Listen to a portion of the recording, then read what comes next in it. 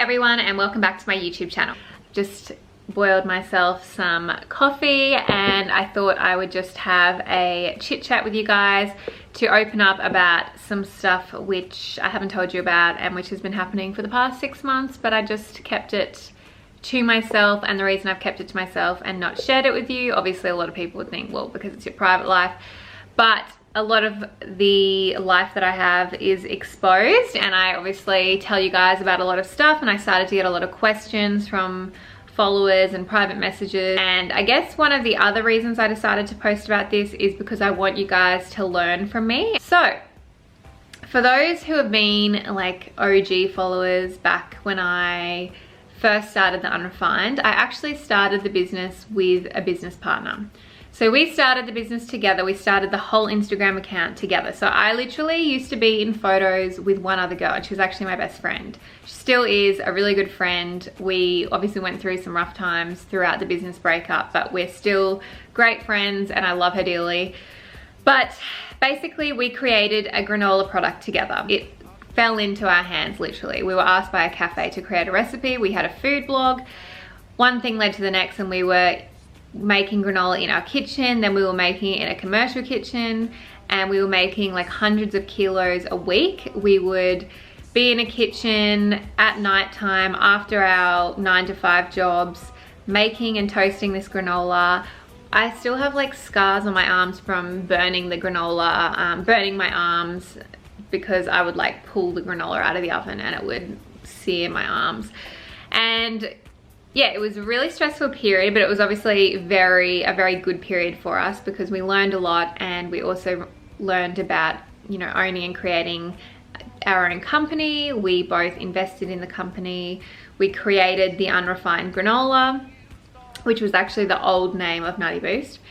And yeah, we went on our way creating this product, and we actually then started selling the product at the markets. So the New Farm markets in Brisbane, Australia, for all where people that are overseas and everything. It's just like a local market with some really nice food, and so we had a lot of brand exposure in that market.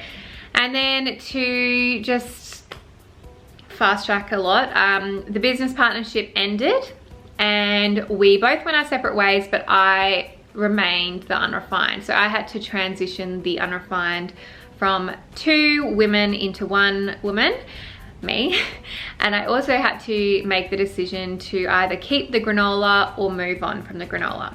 Now at the time, the granola was in a position where it was making money, but it wasn't making a lot of money. And the only way I could see a future for that product was if I rebranded it so it could be manufactured. I used to pack the granola myself. So every bag of granola, it was like in a pouch, I'd have to pack myself. I'd have to sticker the bags.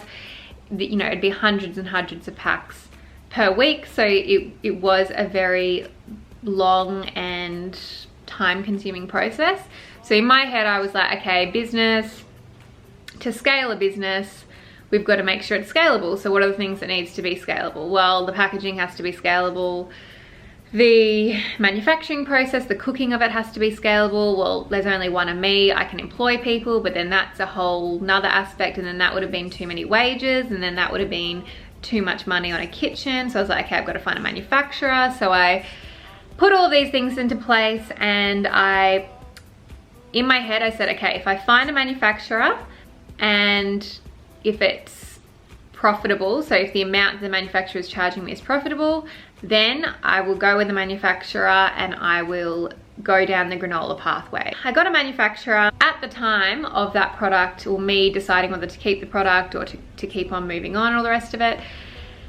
There were so many granolas coming onto the market, so it was becoming saturated, but it hadn't reached a peak of saturation yet. There was a minimum order quantity, which was fine for me to outlay. But in order for me to get to that place, I had to create new packaging.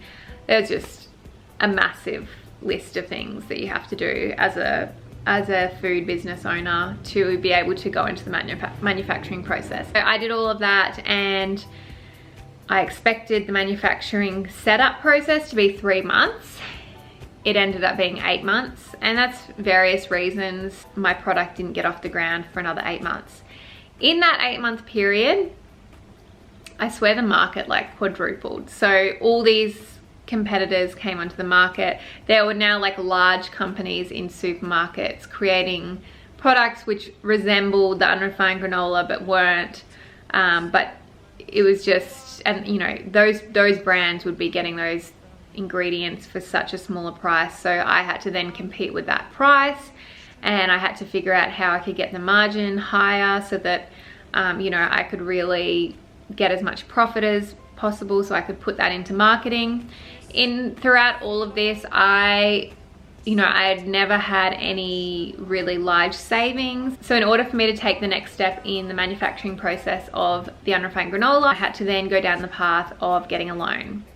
I believed that my business would make a return, and I believed in my product, and I still do believe in my product, but I knew that if I never took that risk, I would always regret it, and I would always ask the question, what if? So in my head, I was like, all right, Nicola, you're gonna take a risk. And taking that much risk, I'd never had a loan of any sort, so that it really freaked me out. But in my head, I was like, okay, I've got it under control, like it's fine, like I'll just do one step at a time. Then saying that one step was like thousands and thousands of dollars worth of money.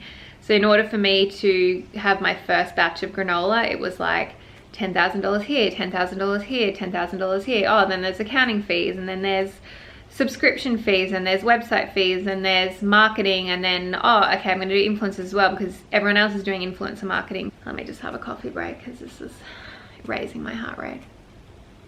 So I'm gonna put up a photo on the screen now of the packaging before I did the whole rebranding and went into manufacturing, and then this is what my packaging changed to after the rebrand. So as you can see, it was a massive change and a massive transformation, but in order to scale my business, I knew it had to look somewhat commercial, and I knew that if I wanted to be in, you know, IGAs and things like that, it did have to sort of have some sort of shelf presence, and I knew because there was so much competition, I needed it to stand out.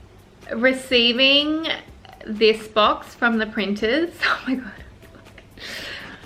Okay, this is ridiculous. I'm crying about a box. All right, we're back in the game. Next time, Nicola is not going to film this type of video in her PMS phase. So, okay, this box means a lot to me, long story short. And just for the people that don't want to keep on watching, this box is no longer available. So we've changed the whole business setup of NutiiBoost to now be online and only in a handful of stores across the country.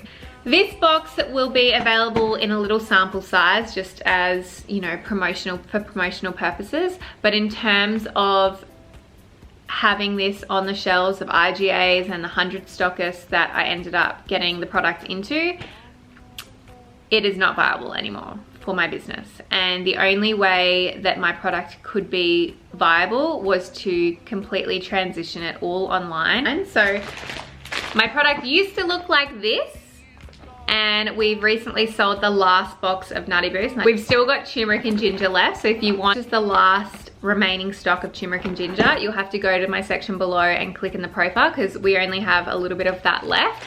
But now my product is going to be sold online, and it's literally going to be in bulk bags. There's going to be no colorful packaging, and I am going to be changing the label eventually. I'm just getting that done at the moment. So basically what happened when I got a manufacturer was I decided that I sort of did a little bit of research, and I looked at how companies scaled their products, and a lot of them went through distributors. So distributors are, for those people that don't know, they're big companies who purchase large amounts of product from suppliers. So for instance, a distributor would come to me and say, hey, I want your product for my distribution range. I'm gonna sell it to cafes, IGAs, I've got all these contacts. You just need to sell it to me and I will on-sell it. So I say, okay, cool. I've got a minimum order quantity because obviously I'm giving it to them for a really cheap price. So that's what I did, and I actually ended up going with quite a few different distributors, all who are actually renowned distributors across Australia. Absolutely amazing. They helped me so much. They had meetings with me. They knew my product inside and out. They understood the value of my product, and I literally couldn't have done what I did, which was getting to, I think, 100 stores without them. And the good thing, I think, in the beginning was that I did have some stockists which were my own stockists, so the distributors didn't distribute to them, I distributed to them, so I got a bigger profit margin. So I needed to either boost my marketing and invest more in the company to try and ensure that the distributors would order larger amounts because there's more brand exposure, or I needed to reduce my expenses. So I tried to reduce my expenses as much as possible. So with the manufacturer, I tried to bargain with them, but the only way that I could reduce the expense of the product was to reduce the packaging, change the ratio of the product. So adding more of the cheaper ingredients, which is what a lot of companies do to try to make their product cheaper and more affordable and more viable. But obviously that can compromise the value of the product, so I wasn't really ready to do that. I did have to do that initially in the beginning a little bit, and it wasn't received very well, so then I went back and I changed it again. I want you to take 3 things out of this video. The first thing is, yes, invest in a business, but make sure you're investing wisely and make sure you have completely looked at every type of scenario that may happen in the future, and you've accounted for it, and you understand the risk and you understand what may happen. Because as much as I knew it, I never acknowledged it. I didn't acknowledge it enough, and so I wasn't prepared for when it happened because I was emotionally a wreck.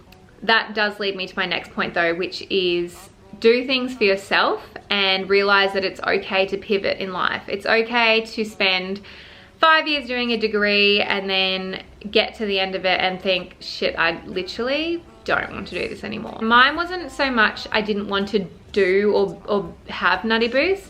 It was more so that I'd invested so much energy and so much time and so much money, and not even my own money, as in loans, that I wasn't having that energy returned to me. And so I started to resent it. And I had to stop myself before I resented it so much that I didn't want to be part of it anymore. I had to realize that the only reason I was resenting it was because it wasn't providing the energy back, but it's because I hadn't set up the foundations correctly. And I needed to just pivot. And once I pivoted and I changed the setup and it was making a profit, then I could be more passionate about it. But the reason I'm literally creating this is so that you guys can learn from me, whether it's learning about business or whether it's learning about opening up or figuring out what you want in life. Whatever it is, please just take my experience on board and know that you're not alone, and change happens every day, and change is life. So you've just got to embrace it. NutiiBoost still exists and it still will exist. If you were purchasing it from stores before, at this stage, if you really do want granola and you're unsure where it is, please just go to the online store and purchase it there until we figure out our final stockists. So thank you so much for being so supportive throughout my NutiiBoost journey. Literally, I know I used to call, and it still is, my baby. It's just a bigger baby now.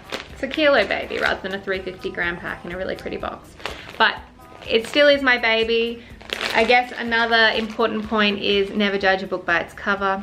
This looks like a bag of junk, but it is actually a bag of gold, and it is the biggest life experience until now I've ever been through. So I really, really hope that someone resonates with this journey, and I really want to thank you all for your support and for your kind messages. Even before I announced this video, you guys were all wondering what it was, and I hope you guys didn't think I was pregnant or engaged or married. Not yet.